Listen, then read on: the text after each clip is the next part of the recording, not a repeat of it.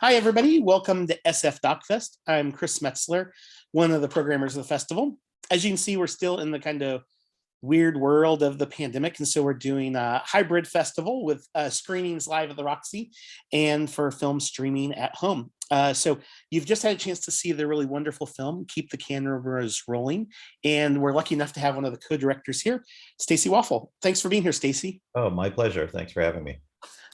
So this is kind of a neat film to kind of run across. Those in the audience might be aware of, in addition to being a programmer, a documentary filmmaker, and actually the Real World San Francisco was one of the kind of first, kind of documentary style, pieces of video I ever saw. When one weekend, I think it was on, I was sick and it was on like a marathon, back in like 1995 or something. And of course, now being in San Francisco, I think many folks that have come to San Francisco kind of first experienced San Francisco through the lens of the TV show. And of course, Pedro and his life, I think is something that just kind of really stood out as a kind of an icon of the 90s. And, how did you get involved in this project and know that now, approximately 25 years later, that this was a story that was worth exploring? Mm-hmm.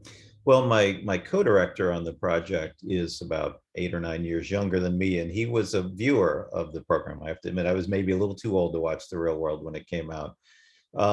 We're both professors at the University of Missouri. He teaches in political science and I teach in journalism, and we've known each other for a long time. And he approached me 5 years ago, I guess it is now, and said, we should make a film about Pedro Zamora. Would your students be interested in helping? And I thought it was a great idea. I knew, even though I didn't watch the show, I knew who Pedro was. I knew his impact on the country and the world, and thought it would be a great idea. And so Bill, in his job in political science, does research and publishing in the area of where pop culture and politics meet. And that obviously Pedro is a great person to talk to related to that. Nice. And so, how did this kind of project develop, in the sense that was there kind of, because unfortunately with his passing, it's kind of a historical, film. Was there kind of a script that you guys wrote ahead of time? And also, I know this was kind of a collaborative student project. How does that kind of, how is that kind of different than kind of maybe we often think of like one director, I guess? Like what was the kind of collaborative process like?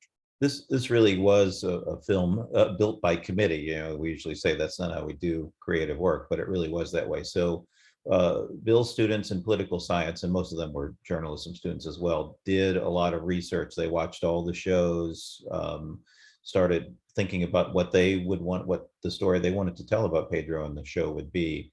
My students, who are the documentary students in our journalism program, got to work thinking, how will we put this together? And we knew pretty early on this would be an interview heavy, talking head documentary with archival footage thrown in. And once we started to do the interviews, we started in 2018. Tay Diggs, who you see briefly in the film, was our first interview around Thanksgiving in 2018. All of the former cast members started to fall into place. We ended up with Bill Clinton, Anthony Fauci, who wasn't a household name at the time we interviewed him, but soon became one. And it became pretty obvious what we had to work with. And so the arc of the film, I thought, came together pretty easily after that we wanted to not only tell the story of Pedro's life and his death, of course, but we wanted to set the scene for people who don't know what the early 90s were like on the civil rights front, particularly around AIDS, around marriage equality, things like that. And we wanted to make sure the film addressed Pedro's legacy, which I think is an important part of what it covers. And, it's interesting seeing this through the lens of a much younger generation than I. Were there things that, the students and creators behind the film were surprised by that maybe somebody of like my generation might just kind of accept as just like, that was what it was like, They definitely were. They were surprised by a lot of things, and this is recent history, even though it's before any of them were born. The people who worked on this were undergraduate and graduate students between 20 and 25 years old, and so I think they were surprised how much had changed since then. There's a section in the film about the unwillingness to show a same-sex kiss on television. In fiction television, the case of Melrose Place comes up, which was on at the same time as the show. And they just found that flabbergasting, that this was an issue that couldn't be shown on television because of whatever reason it might be. And so I think they learned a lot about how much things had changed over that time, how people are able to exercise their rights a little bit differently now. And that was probably the biggest surprise for them. And I haven't been able to kind of put my finger on it yet, but like, what do you think, either for yourself or from what you had heard in the interviews, like, what do you think made Pedro, I guess, the perfect person to kind of represent this? It's like, because I don't know that, like, just anybody would have kind of like that, would have kind of captured the hearts and minds as he did. So what do you think the thing was that he had, or the way he approached life, that transcends all these decades? Yeah, Jonathan Murray, who created The Real World, addresses part of it in the film when he says, he's a guy that is as matinee idol good looking, as John says it. So he was TV friendly, certainly to bring on television.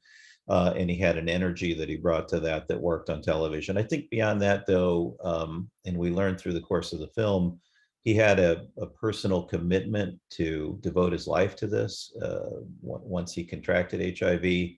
And so at 22 years old is what he was on the show. He had already spoken before Congress. He was speaking regularly to student groups. And so that passion that he was exhibiting to put this message out there really comes through. I mean, it still comes through today. You can watch this old footage of him and see how important it was for him. And he also wasn't shy about living his life on camera for the show. And in his real life, there's a scene where he goes home to Miami, and he doesn't tell his family that he's engaged to be as married as two men could be at the time.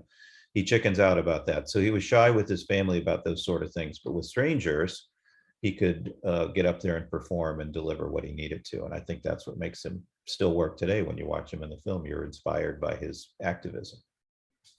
And, with the kind of film done and out there in the world, what do you think, you're and Bill, as the professors and co-directors, but also your students, what do you think the hope is that, what you want to leave audiences with? I think we want to leave audiences with the idea that things have changed a lot. And, we're certainly at a time now where we're seeing from the Supreme Court and from Congress and from a lot of the powers in the country, a lot of challenges to things that we thought were law. And, without making this a very political Q&A, as Roe versus Wade seems in jeopardy, people have to think about marriage equality and, might that be on the chopping block next? So maybe what we want people to realize is things can change relatively quickly. Certainly within a generation, we've come a long way. And, could it go back the other way? There are people like Pedro and his castmates who've been fighting for this. And, those fights go on. They don't end, things aren't always done when they're done. And so there'll be new Pedros and new people to step up and fight going forward. Most definitely. When I rewatched the film here a couple weeks ago, it's just in this kind of shadow with what's going on with Roe versus Wade, the Supreme Court. You just realize like how hard fought these rights are sometimes, and once they're won, sometimes you take them for granted, and you just realize like, oh right, there what was all this effort put forth. And one question I'd forgotten about, but I think that for a documentary film festival audience might find. How do you think kind of the earlier seasons of The Real World kind of help shape the kind of documentary culture that's kind of living and thriving now? People often credit The Real World as the first reality TV show. Interestingly, John Murray, creator of it, would say that really goes back to An American Family on PBS about the Loud family. And there's a brief scene of that in the film. But all of these things really, have changed the way we look at just nonfiction in general. I don't know whether we call it documentary, but we know we can call it nonfiction up to a point. There's certainly some fictional elements in some reality television, but it became, you know, it was no longer an oddity. I remember when The Real World was on, they were casting in Washington, D.C., and I was in Washington on business, and I didn't realize what it was, but I saw this line of people going around a building, and as I got closer to it, I could see the signs that these were people waiting to audition for The Real World in Washington. And I remember at the time, which was a couple of years later, maybe 95 or something like that, 96, how weird. Why would people stand out on a hot, humid day in Washington to try to be on this show? Now, I understand why people do it, and so many people do it, and there's so many of those things that are out there. And so it was the beginning, if not the very first, it was certainly one of the popular beginning points of reality television and this sort of nonfiction as a way to learn our stories. My teaching partner at the University of Missouri, filmmaker Robert Greene, really embraces reality television as a form of documentary and says that, sure, there are all sorts of ways that people manipulate what we see on reality TV, but people manipulate documentaries. I mean, each documentary is the story that the director wants to tell. It's truth to a certain extent, but it's also, you know, mediated through that person's vision. And so I think reality TV gave us a chance to see, and its expansion certainly, many different realities and what comes out of those. And we're probably generally richer because of that. There's certainly some sort of bottom of the barrel reality shows that don't probably help society very much. But in general, we just get a much broader picture of our world, I think, through these. And The Real World was right there at the beginning.